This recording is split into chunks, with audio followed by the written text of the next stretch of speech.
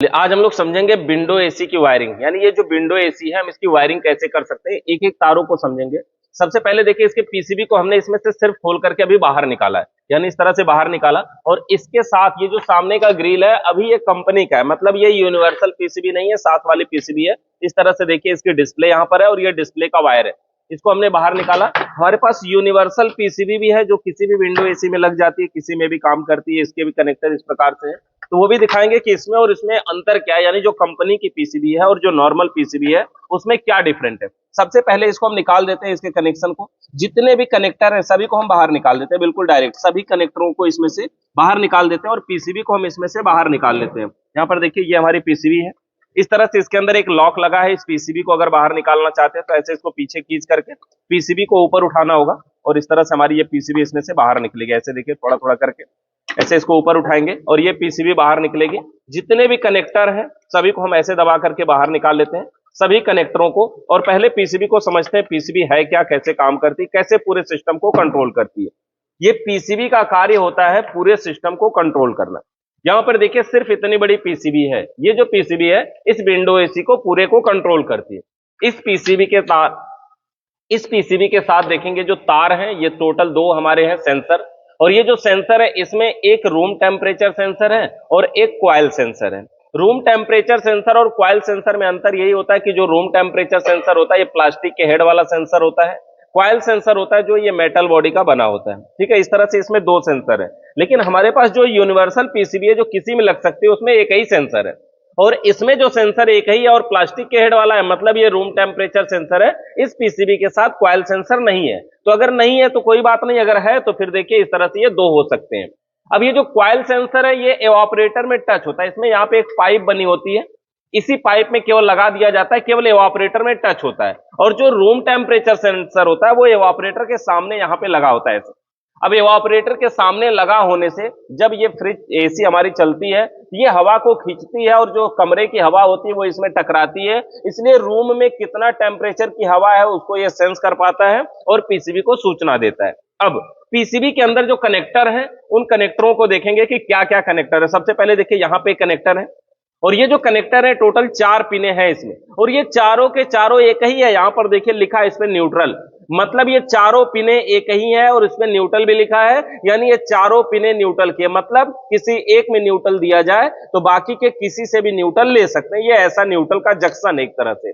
अब उसके बाद इधर देखेंगे अगले पॉइंट पे, यहां पर एक पिन है, इस पे लिखा है फेस इन। फेस इन मतलब यहाँ पे मेन लीड का जो हमारा फेस होगा वो इन करवाया जाएगा, मतलब यहाँ पे फेस दिया जाएगा और यहाँ पे न्यूट्रल दिया जाएगा, यानी ये दोनों पॉइंट हमारे न्यूट्रल और फेस के हो गए। अब इसके बाद इसके बगल में जहां पे फेस इन होता है उसी के बगल में हमेशा होता है कंप्रेसर का पॉइंट, यानी कंप्रेसर, यानी इससे जो हमारी सप्लाई जाएगी वो कंप्रेसर मोटर चलाने के लिए जाएगी। क्योंकि देखिए ये एक रिले है, ये जो यहाँ पे ब्लू कलर का दिख रहा है ये रिले है। इसके अलावा ये जो ब्लैक ब्लैक छोटे छोटे दिख रहे हैं ये सब भी रिले है, लेकिन ये एक बड़ा रिले है, मतलब ये कंप्रेसर मोटर को चलाने वाला रिले, क्योंकि वो ज्यादा लोड लेता है। बाकी ये छोटे छोटे रिले हैं, यानी फैन का हाई मीडियम लो और स्विंग मोटर के रिले। यहां पर देखिए ये कंप्रेसर का पॉइंट हो गया, इस पत्ती पे यहाँ पे लिखा है स्विंग, यानी एक स्विंग का पॉइंट हो गया।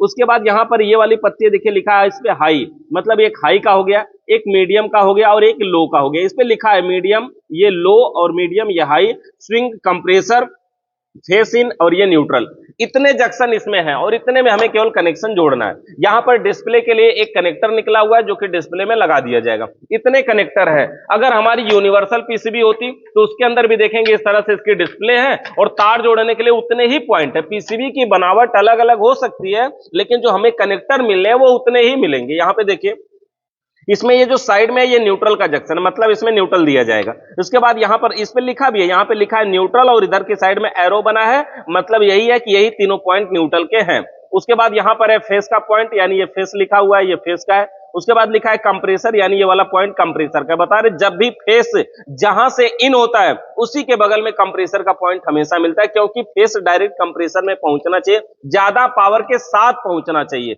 ये रिले की सहायता से। अब देखिए यहां से जब निकलेगा अगला पॉइंट क्या है, यहां पे स्विंग है, उसके बाद हाई है, मीडियम है, लो है, यानी ये न्यूट्रल हो गया और यहाँ पे फेस इन हो गया। उसके बाद कंप्रेसर का हो गया, स्विंग का है, हाई मीडियम लो है। उतने ही पॉइंट इसके अंदर भी है। तो ये पिने तो उतनी ही है, अब हमें कनेक्शन करना है। इसमें जो कैपेसिटर प्रयोग किया गया है ये कंबाइंड कैपेसिटर। कंबाइंड कैपेसिटर का मतलब इसके फैन के लिए यानी पंखा के लिए अलग से कैपेसिटर नहीं प्रयोग किया जाएगा, यानी इसी कैपेसिटर से दोनों काम किए जाएंगे। यहां पर देखिए इसके कैपेसिटर को हम यहां पे बाहर निकालते हैं। ये जो कैपेसिटर है यहां पे देख सकते हैं लिखा है 35 + 3 UF, यानी 35 MFD की भी पावर इसमें है और 3 MFD की भी पावर है। 35 MFD की पावर से हम कंप्रेसर मोटर चलाएंगे और 3 MFD की पावर से हम फैन मोटर चलाएंगे। अगर हम चाहें तो इसका MFD भी चेक कर सकते हैं। हमारे पास एक डिजिटल क्लैंप मीटर है जिसमें MFD का भी पॉइंट है, तो यहां पर देखिए MFD का पॉइंट है। इस MFD वाले पे इसको हम पहले ऑन कर लेते हैं। ऑन करने के बाद इसको हमें चेक करना है। चेक करने के लिए यहां पे ऐसे इसको पकड़िए, ऐसे पकड़े रहिए। इसको चेक करने के लिए सबसे पहले देखिए ये जो कैपेसिटर है इसमें एक जगह में ये 4 पॉइंट है और ये चारों पॉइंट जिसमें 4 पिने हैं ये चारों के चारों ये कॉमन है। यहां पर लिखा भी होता है इसमें C यानी कॉमन, यहां पर नजदीक में देखेंगे यहां पे लिखा है C का मतलब हो गया ये कॉमन का है। उसके बाद ये जिस पे 3 पॉइंट है इस पे लिखा होता है HERM यानी हार, मतलब ये हाई का पावर है, यानी ये कंप्रेसर मोटर चलाने के लिए। उसके बाद ये जिसमें 2 ही पिने हैं इस पे लिखा है फैन, यानी कि ये पंखा चलाने के लिए यानी फैन मोटर चलाने के लिए है ये। अब अगर इसको समझें तो जैसे समझिए जो 4 पिन है और 3 पिन है, अगर इन दोनों पॉइंटों से हम सप्लाई लेते हैं तो यहां पे जो हमें पॉइंट सप्लाई मिलेगा वो 36 MFD की पावर मिलेगी। अगर इस 4 नंबर और 2 नंबर से हम सप्लाई लेते हैं तो 3 MFD की हमें सप्लाई मिलेगी। यहां पे लिखा है 35 + 3 यानी कि 4 और 3 पर हमें 35 की पावर मिलेगी, 4 और 2 पर हमें 3 MFD की पावर मिलेगी। क्योंकि 4 कॉमन है यानी 4 3 MFD के साथ भी रहेगा और 4 35 MFD के साथ भी रहेगा। इसको चेक करते हैं। जैसे एक तार को हमने कॉमन पे रखा यहां यानी 4 पिन वाले पे और दूसरे तार को हमने यहां पे 3 पिन वाले पे रखा।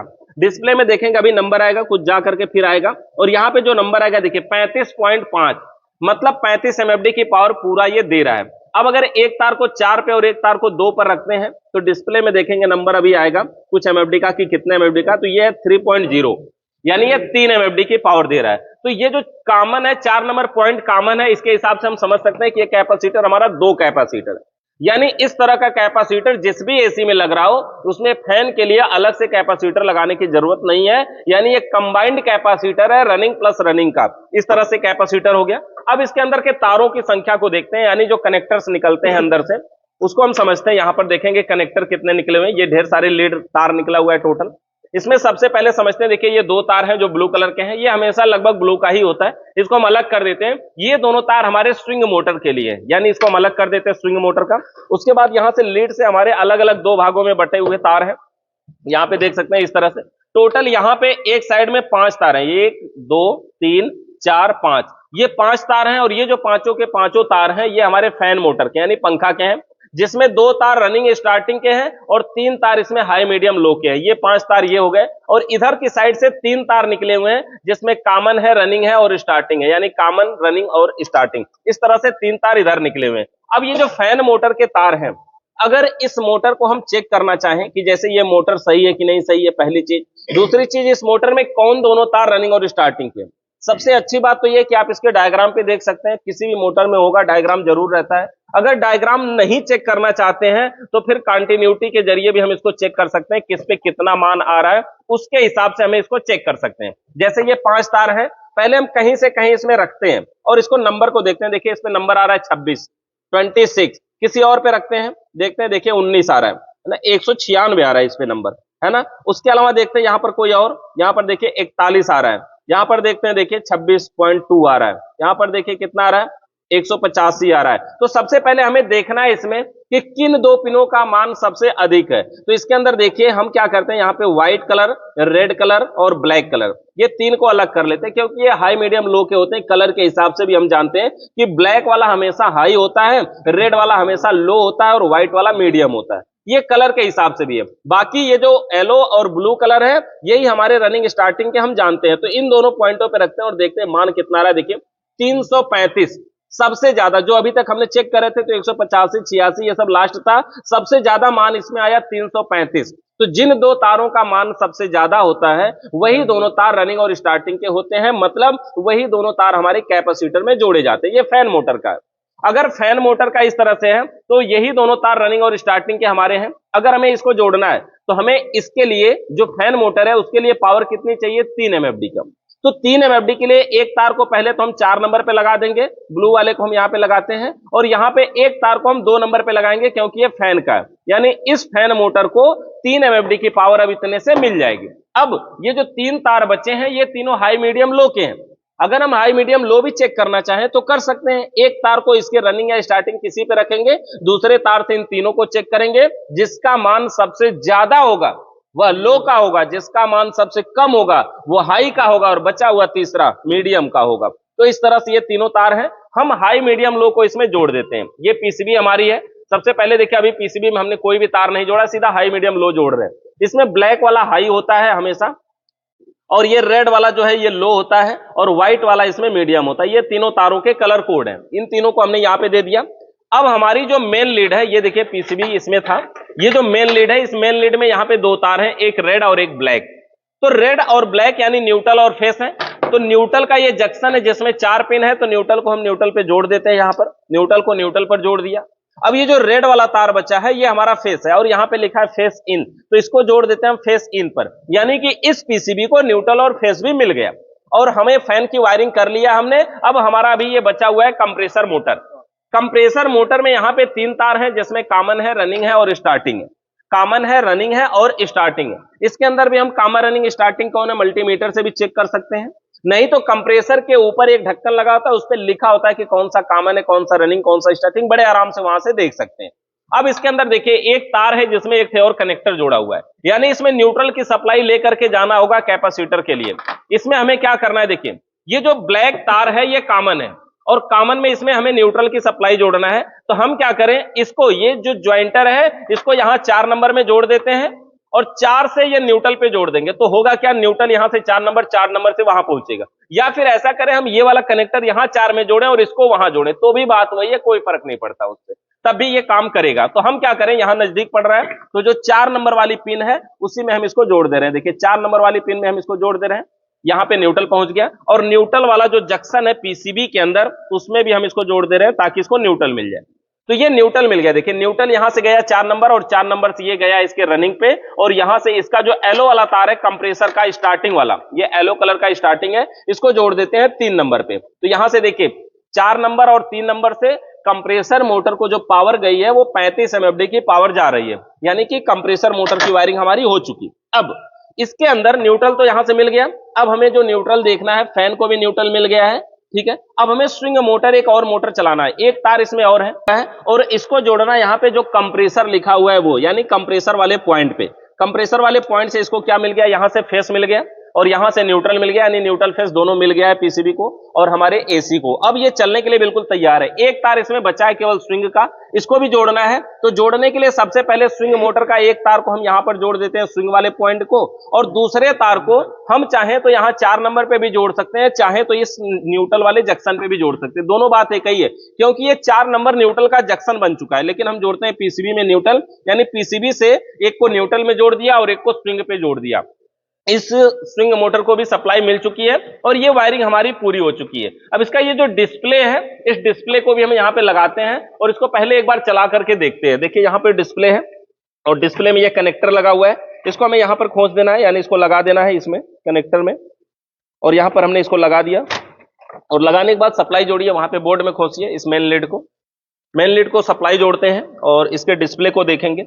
इसका जो डिस्प्ले है इसमें जो टेम्परेचर दिखाता है, ये इसके डिस्प्ले में जो टेम्परेचर दिखाता है वो सेटिंग टेम्परेचर दिखाता है। बहुत सारे में रूम टेम्परेचर भी दिखाता है, सेटिंग भी दिखाता है, लेकिन इसमें केवल सेटिंग टेम्परेचर दिखा रहा है कि मतलब क्या आप सेट करके रखें, वो अभी आपको दिखाते हैं। ऑन करिए, स्विच को ऑन करिए। देखिए जैसे स्विच को ऑन किया ये 24 शो कर रहा है ना, ये जो 24 शो कर रहा है ये हमारे रूम का सेटिंग टेम्परेचर। ये जैसे डाउन और अप की भी बटन है, यहां से हम इसको घटा सकते हैं। देखिए ऐसे 30, 19, 20, 17, 16, मिनिमम 16 टेम्परेचर आता है, और मैक्सिमम जो जाता है वो 30 तक जाता है। 30 से ऊपर नहीं जाएगा और 16 से नीचे नहीं जाएगा। इस तरह से देखिए इसमें एनर्जी सेवर नाम से भी एक बटन है, अगर हम इस बटन को प्रेस करें तो ये ऑटोमेटिक 24 डिग्री टेम्परेचर पे सेट कर देता है। देखिए जैसे हम प्रेस करते हैं बटन को, यहाँ पर 18 शो कर रहा है, एनर्जी सेवर वाली बटन को प्रेस करते हैं, देखिए E5 लिख करके आ रहा है, कुछ एरर है अभी इसमें, इसको हम बंद करते हैं। एनर्जी सेवर बटन दबाने से क्या होता है, 24 डिग्री टेम्परेचर पे ऑटोमेटिक सेट हो जाती है। एयर स्विंग वगैरह की भी बटन है, ऑन ऑफ की भी बटन है, मोड की भी बटन है इसमें। स्लीप पावर, ये जो कूल लाइट ब्लिंक कर रही है, इसके ब्लिंक करने का ये मतलब होता है कि कंप्रेसर मोटर अभी नहीं चल रहा है लेकिन चलेगा। कंप्रेसर अभी नहीं चल रहा है, फैन इसका स्टार्ट हो चुका है, पंखा चल रहा है, लेकिन कंप्रेसर अभी नहीं चल रहा है। जब ये लाइट लगातार जलने लगेगी तो समझिए कि कंप्रेसर भी चलने लगा। वहां पे दिखाइए फैन मोटर इसका चल रहा है। देखिए इसका जो ब्लोअर फैन है और कंडेंसर फैन दोनों चल रहा है। कंडेंसर फैन कंडेंसर की साइड होता है, इवापोरेटर की साइड जो होता है उसे ब्लोअर फैन कहते हैं। तो वो चल रहा है हमारा, और यहां से हमें हवा भी आ रही है और ये ग्रिल भी घूम रही है, यानी स्विंग मोटर भी चल रहा है। स्विंग मोटर का पॉइंट इसको देखेंगे, ये जैसे इस दिशा में अभी है और ऐसे घूमेगी, अभी देखिए घूम घूम करके देखिए ऐसे आ रही है। तो ये स्विंग मोटर भी हमारा इसमें चल रहा है।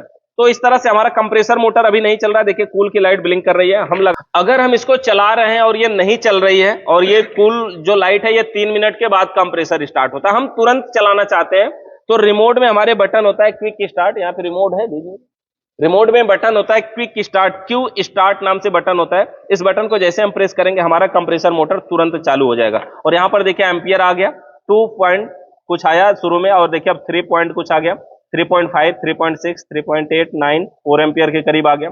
अभी कंप्रेसर स्टार्ट हुआ है, एम्पियर शुरू में बढ़ता है, फिर धीरे धीरे डाउन भी होना शुरू होता है जब ये रनिंग करने लगता है अच्छी प्रकार से। तो इस प्रकार से देखिए ये 4 एम्पियर ले रही हमारी एसी, 1 टन की एसी है ये, तो 4 एम्पियर लाइट से ये काम कर रही है। मतलब ठीक है, सब कुछ अच्छा है और बढ़िया तरीके से कूलिंग भी कर रही है, ठंडा भी कर रही है यहाँ पर। और ये 24 डिग्री टेम्परेचर जो है वो हमारी सेटिंग टेम्परेचर है।